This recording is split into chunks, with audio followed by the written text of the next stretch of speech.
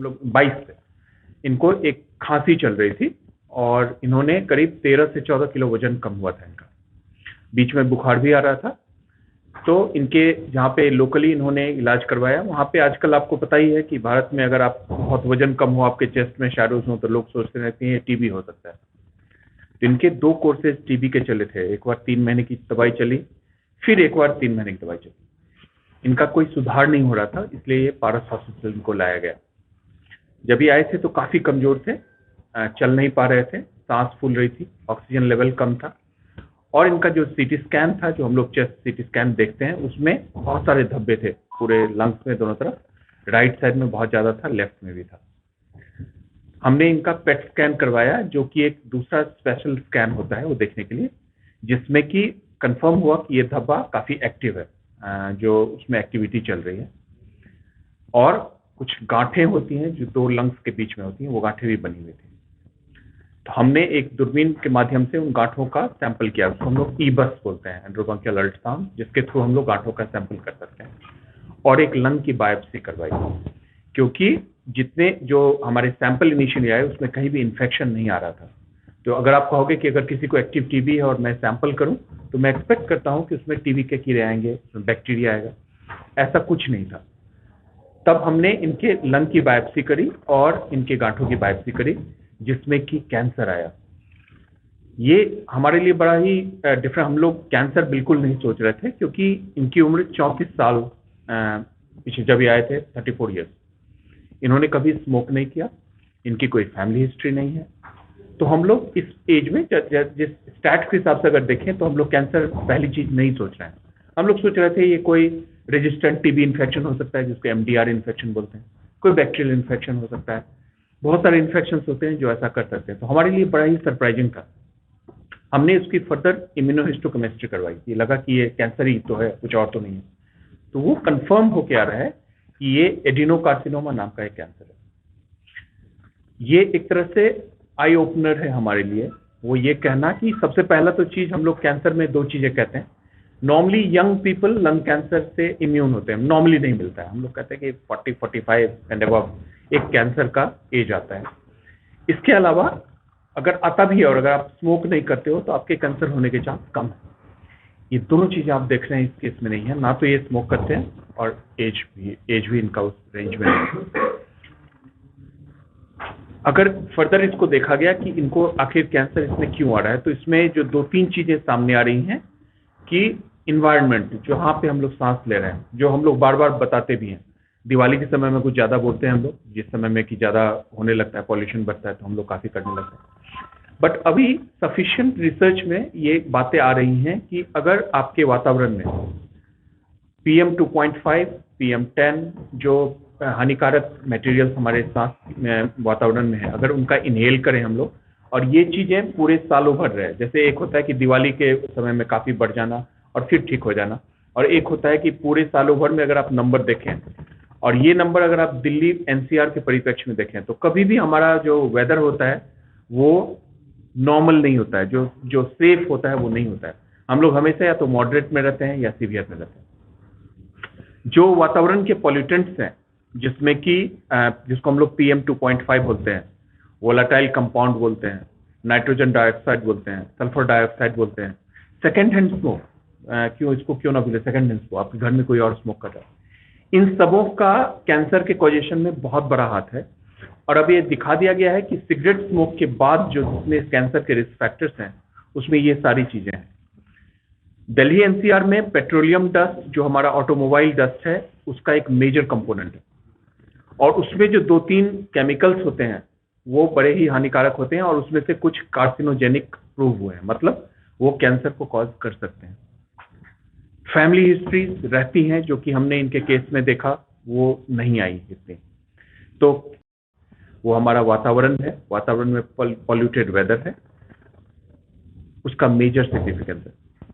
दूसरा, इनका केस ये भी दिखाता है कि बहुत अच्छा हुआ कि ये लोग उस समय में जब 5 महीने तक टीबी की दवाई चल रही थी, और हम लोग ये सोच रहे हैं कि ये टीबी है, लेते जाओ, इन्फेक्शन लेते जाओ, उसमें अल्टीमेटली हम लोग ये हमारे पास नहीं हो पाता, क्योंकि चीजें इनकी बिगड़ रही थी। डायग्नोसिस होना बहुत ही इंपॉर्टेंट है, और अगर मेरा इस पूरे केस से हम लोग जो एक एक चीज आती है, और मैं चाहूंगा कि ये पब्लिक तक पहुंचे, कि अगर आपकी खांसी चल रही है और 3 हफ्ते तक आपकी खांसी में कोई सुधार नहीं हो रहा है, तो जरूर दिखाना चाहिए। क्योंकि खांसी होना कभी कभी हम लोग हमेशा समझते हैं, और मेजोरिटी टाइम ये इन्फेक्शन एलर्जी ही होती है।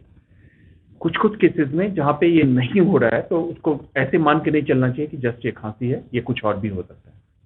दूसरा, हर छाती का पैच टीबी नहीं होता है। भारत टीबी के इंसिडेंस में काफी हाई इंसिडेंस है, लेकिन खांसी इसके दूसरे कारण भी हैं और उसको समझना जरूरी है। तीसरा, कोई भी एज, यंग एज होना आपको इस बात की गारंटी नहीं देता है कि ये कैंसर नहीं हो सकता। ये एक इंपॉर्टेंट है, और मैं चाहूंगा कि हम लोग कम से कम इस दिल्ली एनसीआर वाले तो अब जरूर जान लें, क्योंकि हमारा हमारा जो पॉल्यूशन का स्टैंडर्ड है, हम लोग मॉडरेट के ऊपर ही रहते हैं, नीचे नहीं आते। तो अगर 10 साल की आप स्टडी देखोगे, बहुत सारे आने लगे हैं स्टडी जिसमें कहा जा रहा है कि जो सस्टेन्ड पॉल्यूशन है, मतलब एक दिन का नहीं, अगर आप सपोज 12 महीने में 9 महीने आपकी हवा में PM 2.5 का लेवल, पॉल्यूशन का लेवल अगर मॉडरेट से ऊपर रहता है, तो वो एक तरह से रिस्क फैक्टर है कैंसर कॉजेशन में। इसलिए अब हम लोग वो चीजें ध्यान में रखें और तब आगे बढ़ें। अगर किसी भी, अगर छाती का धब्बा है, अगर उसमें सुधार नहीं आ रहा है, जैसे इन्होंने किया, कि उसकी जांच बहुत जरूरी होती है, क्योंकि कभी कभी वो चीजें इन्फेक्शन ना होके कुछ और भी हो सकती है। तो अभी उनका उसके बाद सुधार हुआ है, तो मैं चाहूंगा कि एक बार उनकी फैमिली से हम लोग जाने, ये भी जाने कि आपका बारे में। एंड एक बहुत ही अच्छा मैसेज हम पब्लिक में दे सकते हैं टू ऑल ऑफ यू, कि किसी भी एज में कैंसर आज की डेट में हो सकता है। और उससे भी बड़ी बात कि अगर हम ये सोचते हैं, जब हमारी फैमिली में कोई हिस्ट्री नहीं है, हम यंग हैं, अगर खांसी है जो 2-3 हफ्ते से ज़्यादा है और उसके साथ कुछ और लक्षण हैं, जैसे अगर वजन कम हो रहा है, बलगम में खून आ रहा है, भूख नहीं लग रही है, छाती में दर्द है, तो ये इनको इग्नोर नहीं करना है। अगर ऐसी कोई दिक्कत है तो जल्दी से डॉक्टर से intervention at the right time. I would like to request you all so that you can really spread the awareness for early detection and prompt intervention in such scenarios. I would really like to tell that at our center, that there's always a multidisciplinary approach which is being taken by clinicians to reach to the final diagnosis in a timely manner. And the very good thing is that we communicate so well with the patient that they understand the indication of तो extensive stage cancer हुआ, मतलब बात आगे बढ़ चुकी है, वहां पे पहुंच गए। इसमें बहादुरी तब है जब हम लोग इसको स्टेज 1 में कैच करें, अर्ली स्टेज 2 में कैच करें, जहां पे कि दवाइयों के माध्यम से, सर्जरी के माध्यम से, बहुत सारे अब आजकल उन्नत ट्रीटमेंट आ गए हैं जहां से हम लोग इसमें कंप्लीट क्योर इसका संभव है। अगर आप स्टेज 3 ऑनवर्ड, जो हायर स्टेज में जब डायग्नोज होता है, उसके बाद हमारे ऑप्शंस कम हो जाते हैं, बट आजकल नए ट्रीटमेंट्स आए हैं जिसमें कि पेशेंट की लॉन्जेविटी को बढ़ाया जा सकता है, उसकी डिजीज को श्रिंक किया जा सकता है। अभी हमारे पेशेंट का यही चल रहा है, तो उसमें हम लोग इनका जो इनिशियल डायग्नोज स्टेज था स्टेज 4 था, जब ये, क्योंकि इनके बोन में भी जा चुका था, जो कैंसर लंग से निकल के उसका जो पेट स्कैन इनिशियल हुआ था, तो उसमें दिख रहा था कि बोन भी इन्वॉल्व है, हड्डियां भी इन्वॉल्व है। प्रेजेंट सिचुएशन थोड़ा सा डाउनग्रेड हुआ है, लेकिन अभी उनका ट्रीटमेंट चल रहा है। देखिए, टेक्निकली स्टेज 4 क्योरेबल नहीं होता है, ये कंट्रोलेबल होता है, और कंट्रोल होने की प्रक्रिया जारी है, मतलब इसको अभी फॉलो अप करना होगा। ये अभी कंप्लीट, ये क्योरेबल डिजीज नहीं है स्टेज 4, बट उसको हम लोग कंट्रोल करने जो भी इसमें किया जा सकता है कैंसर ऑन्कोलॉजी के माध्यम से, वो सारी चीजें चल रही है। बिल्कुल, और आई थिंक हम लोग हमेशा हमारा जवाब ये क्वेश्चन पूछते हैं, हम लोग हमेशा सरकार की तरफ देखते हैं ना, कि सरकार ने ये नहीं किया, सरकार ने वो नहीं किया। मैं चाह रहा हूँ कि हम लोग सब अपने अपने तरफ झांके कि हम लोग क्या कर रहे हैं, व्हाट वी डू। तो पहला चीज ये है कि जो पेट्रोलियम डस्ट है, जो हमारा petrol, diesel, kerosene, biomass fuel, ये सारी जो चीज हैं, इससे जो निकलने वाले गैसेस हैं, वो सबसे ज्यादा टॉक्सिक होते हैं, वो सबसे ज्यादा कार्सिनोजेनिक है। जिसमें नाइट्रोजन, नाइट्रिक ऑक्साइड है, नाइट्रोजन डाइऑक्साइड है, सल्फर डाइऑक्साइड, मैंने 2-3 का नाम लिया था। ये सारे सबसे ज्यादा पाए जाते हैं पेट्रोलियम डस्ट में, हमारे कार से। पहला चीज हम लोग क्या करेंगे, कार कूलिंग, पब्लिक ट्रांसपोर्ट, ये सारी चीज आती है। ये सरकार तो हमारे पर नियम नहीं कर सकती कि आप 3 कार्ड नहीं रखो, आप 2 कार्ड नहीं रखो, आप पब्लिक सर्विस ये करो, ये सारी चीजें करी। सेकंड, घर में भी एक इनपेशेंट एक्सपोजर भी है, एक रेडॉन नाम की गैस बनती है जो कि आपके घर के अंदर से ही आ सकती है, उसमें भी देखा गया है कि वो भी कार्सिनोजेनिक है। तीसरा, इंडोर पॉल्यूशन, आपके घर में अगर कोई स्मोक कर रहा है, सेकंड हैंड स्मोक, आप तो नहीं मान लो कर रहे हो, आपके घर में आपके कोई रिलेटिव है वो स्मोक कर रहा है, सबसे पहला काम करें कि आप तो अपने आप को तो हानि पहुंचा ही रहे हो। सेकंड हैंड स्मोक ज्यादा डेंजरस होता है प्राइमरी स्मोकिंग से, क्योंकि हमारा लंग हैबिचुएटेड नहीं होता है। जो लोग स्मोक कर रहे हैं बहुत दिन से, तो किसी तरह से लंग कोप करने की कोशिश करता है। जो लोग नहीं करते हैं उनको आप सेकंड हैंड स्मोक दिलवा दो, उससे ज्यादा नुकसान होता है। तो जो घर एक खुद स्मोक ना करना और दूसरों को स्मोक करने से रोकना। अगर वो इंसिस्ट कर रहे हैं कि मुझे करना है, ask him to go out and smoke. You should be smoking inside the house. Indoor pollution, घर में हमारे गांव घरों में चूल्हे पे खाना बन रहा है या उसमें बन रहा है, किचन चारों तरफ से बंद है, उसको ओपन करना, क्योंकि बहुत सारे जो हमारे झोंक लगते हैं, फॉर इंस्टेंस हम लोग हमेशा दाल में लगाते हो ना, उसमें भी वोलेटाइल कंपाउंड बनता है। हमारे पास एक झोंक नहीं है, चिमनी नहीं है, वो बाहर जाएगा। प्रोलॉन्ग्ड एक्सपोजर, उससे बहुत सारी जो एलर्जिक लंग डिजीजेज होती हैं, आस्थमा होता है बहुत लोगों को, और कुछ चीजें उसमें अब हमें देखना पड़ेगा कि स्मोकिंग तो है ही, इसके बियॉन्ड क्या क्या है जो कैंसर में कॉज कर रहा है। तो डेफिनेटली अगर हम लोग मिलके दिवाली के समय में हम लोग सब, यही मैं आज कह रहा था कि दिवाली के समय में इंपॉर्टेंट है, जगना जरूरी है, मैं ये नहीं कह रहा, मैं ये भी कह रहा हूँ कि हम लोग ये काम मार्च में भी करें, अप्रैल में भी करें, मई में भी करें, क्योंकि हमारे बच्चे जो अभी जिनको 10 साल एवरेज या हाई पॉल्यूशन में अगर वो रह रहे हैं, तो अब हमारे पास एविडेंस है कि उनकी जिंदगी 1 डेकेड कम हो रही है। ये एविडेंस है कि जो बच्चा आज गुड़गांव के इस हाई पॉल्यूशन में जन्म ले रहा है, ओवरऑल यही बच्चा अगर नॉर्वे में जन्म ले, जहाँ PM 2.5 बहुत कम, दोनों के ओवरऑल लॉन्जिविटी में 1 डेकेड का फर्क पड़ सकता है अगर हम लोगों ने पॉल्यूशन को कम नहीं किया तो मैं एयर प्यूरिफायर का एक रोल है, क्योंकि आपके आसपास जहां आप ज्यादा समय व्यतीत करते हैं वहां पे वो डेफिनेटली उसको प्यूरिफाई करने में मदद करते हैं। क्या एयर प्यूरिफायर लगा लेने से सब कुछ ठीक हो जाएगा? Answer is no. क्या आप लगा सकते हैं? लगाना चाहिए। नहीं लगाएं तो बहुत दिक्कत होगी? नहीं, क्योंकि हम लोग इसके अलावा और सारी चीजें करें, बट इसका एडिटिव इफेक्ट है, मतलब है आपके पास तो ठीक है, कर सकते हैं। सवाल है कि जैसे टीवी और कैंसर को समानता पाई गई है, तो ऐसा कौन सा हम शुरुआती जो लक्षण है, ऐसे कुछ अलग है जो कि टीबी और कैंसर को थोड़ा अलग करें, या फिर कोई ऐसी जांच बताई जाए कि जिसमें हम शुरुआती जो लक्षण है उनके बारे में जानकारी ले? तो टीबी बड़ा इजी है डायग्नोज करना। एक जैसे इनके केस में ये यंग पेशेंट है तो हम लोग टीबी ही पहले सोचेंगे। तो एक बलगम की जांच बहुत इजी होती है। एक हम लोग एक्सरे से हमें एक आइडिया मिल जाता है। एक एक्सरे बहुत अच्छा टूल है, छाती का एक्सरे बता देता है कि सब कुछ ठीक है या कुछ गड़बड़ है, इतना तक तो बता ही देता है ना, कुछ तो बता देता है। अगर गड़बड़ है तो देन हमें आगे बढ़ना होता है, हमें एक सीटी स्कैन करना होता है, बलगम की जांच करवाते हैं। कभी कभी बलगम की जांच में टीबी नहीं आता है तो हमें उसके आगे ब्रोंकोस्कोपी करना होता है, कुछ गांठें बनी होती है तो बायोप्सी करनी होती है। तो हम लोग एक इसमें बता सकते हैं कि ये टीबी है या नहीं है, और मेजॉरिटी ऑफ द टाइम ये टीबी ही आती है बाय द वे, या कोई इन्फेक्शन ही आता है। कैंसर इतना कॉमन नहीं है जितना टीबी कॉमन है ना। प्रॉब्लम तब होती है जब आप बिना इसको मान के चलते हो, फॉर ग्रांटेड ना ले। मेरा आज का प्रेस कॉन्फ्रेंस का ही मतलब, अभी भी 35 साल के आदमी में अगर छाती में दोनों तरफ पैचेज हैं तो टीबी या इन्फेक्शन ज्यादा कॉमन है, कैंसर कम कॉमन है। फॉर्चुनेटली भगवान की कृपा से अभी भी यही चल रहा है, जो भी हो सकता है। लेकिन उसी टीबी केसेस में कुछ केसेस कैंसर के आते हैं। तो आपका वजन कम होना, बुखार होना, लो ग्रेड फीवर होना, वजन कम होना, बलगम में थोड़ा सा खून आना, और अगर आप स्मोकर नहीं है, मोस्ट ऑफ द टाइम आपके कोई इन्फेक्शन नहीं आएगी। लेकिन वो जांच कर, मेरा ये कहना है कि वो जांच कराना जरूरी है, क्योंकि इसी में से कोई ऐसा केस निकलता है जो आप नहीं सोच रहे हो।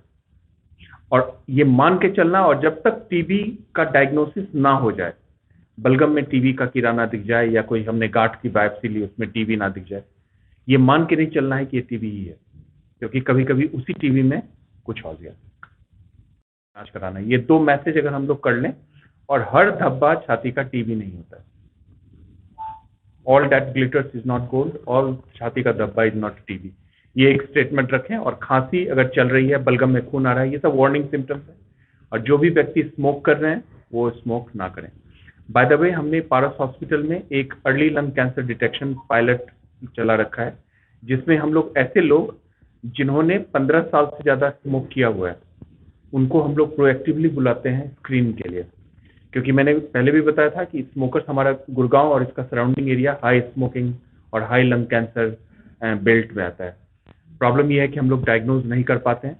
तो ऐसे लोग जिनका रिस्क फैक्टर है, तो अगर आप 15 साल से ज़्यादा स्मोकर हैं, मतलब एक पैकेट सिगरेट 15 साल से ज़्यादा अगर कर लिया तो उसको 15 पैक ईयर बोलते हैं। अगर उससे ज़्यादा अगर आपने स्मोकिंग कर ली है, आपकी उम्र 45 से 50 के बीच में है, तो ये कैंसर सस्पेक्ट एज में आप आ गए। ऐसे लोगों को हम लोगों ने बोला है कि आप अर्ली कैंसर डिटेक्शन के लिए आना चाहिए, रादर देन वेट करें कि वजन बहुत कम। वही बात हो गई थी, मतलब हम लोग उसको जल्दी पकड़ें। अगर जल्दी पकड़ने से स्टेज 1 स्टेज 2 कैंसर क्यूरेबल है, जैसे निमोनिया ठीक हो जाता है वैसे कैंसर ठीक हो जाता है। लेकिन यही चीज़ अगर हमने थोड़ी देर कर दी तो चीज़ें हमारे हाथ से निकल जाए, तब वो क्यूरेबल नहीं होता है, तब हम लोग पैलिएशन करते हैं, जो दूसरा इंटेंशन है। तो बट आइडिया यही है, खास करके हम लोग चाहते हैं जिनको अनफॉर्चुनेटली ये डायग्नोसिस हुई है उसका इलाज अगर परमानेंट हो जाए, क्यूरेटिव हो जाए तो बहुत अच्छा रहेगा। तो यही हमारा मैसेज होगा आज के लिए। छोटे है और बहुत ही इम्पोर्टेंट है, क्योंकि सबसे कॉमन कारण जो अगर लंग कैंसर का देखें या डिफरेंट कैंसर्स का भी देखें तो वो स्मोकिंग ही है। तो लोग कोशिश करें कि जो स्मोक करते हैं उसको आप बंद करिए।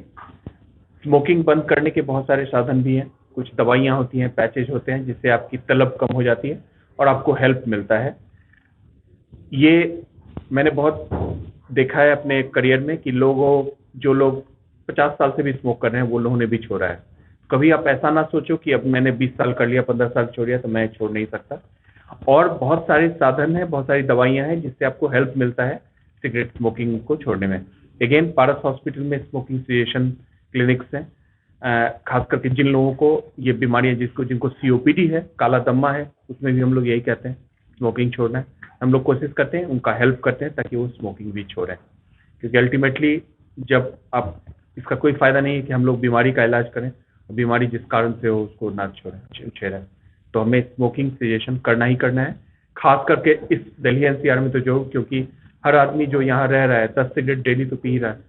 अगर आपका मॉडरेट टू सीवियर में अगर PM 2.5 है, AQI है, तो आप उतना स्मोक तो कर ही रहे हो, तो आप उसके ऊपर से 10 और पी रहे हो तो आप ऐड ही कर रहे हो। तो हमारे लिए तो और इम्पोर्टेंट है कि एक साथ एक जागरूकता फैलाएं कि स्मोकिंग सेसेशन करना है।